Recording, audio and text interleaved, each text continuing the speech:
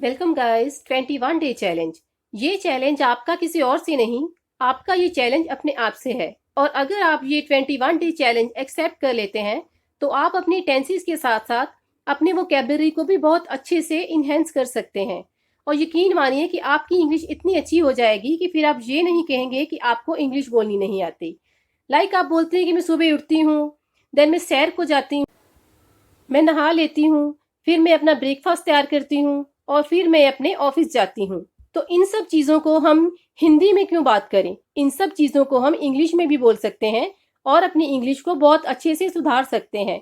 जैसे मैं सुबह 7 बजे उठती हूँ, I get up at 7 in the morning. मैं सुबह सैर के लिए जाती हूँ, I go out for a walk. फिर मैं नहा लेती हूँ, then I take a shower.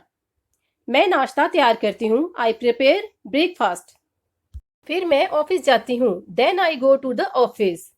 ऐसे ही इंग्लिश में बोलते बोलते हमारी प्रेजेंट टेंस की पूरी तैयारी हो जाएगी। और जैसे ही हम अपने ऑफिस में काम कर रहे हैं, हम इस टेंस को कंटिन्यू कर सकते हैं। मैं ऑफिस में काम कर रही हूँ, I am working in office. मैं प्रोजेक्ट तैयार कर रही हूँ, I am working on project. तो ये भी आपकी प्रेजेंट टेंस ही हो गई। ऐसे ही रूटीन को करते करते हमारी इंग्लिश की प्रैक्टिस हो जाती है। देन जब हम घर चले जाएं, रात के टाइम जब हम सोते हैं तो इसको ही प्रैक्टिस कर सकते हैं। आज सुबह मैं 7 बजे उठी, in morning I woke up at 7। तब मैं सुबह की सैर के लिए गई, then I went on morning walk. तब मैंने नाश्ता तैयार किया, देन आई प्रिपेयर्ड ब्रेकफास्ट।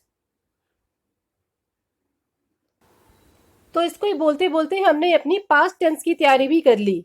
और जैसे ही हम सोने लगते हैं, 50% लोगों की ये आदत होती है कि अपने नेक्स्ट डे की रूटीन भी साथ ही में बना लेना। जैसे कि मैं कल खरीदारी के लिए जाऊंगी, tomorrow I will go for shopping.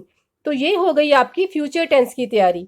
तो गाइस, ऐसे ही बातों को करते करते आप अपनी प्रेजेंट, पास्ट और फ्यूचर तीनों टेंसों की तैयारी सिर्फ और सिर्फ अपनी डेली रूटीन के साथ ही कर सकते हैं।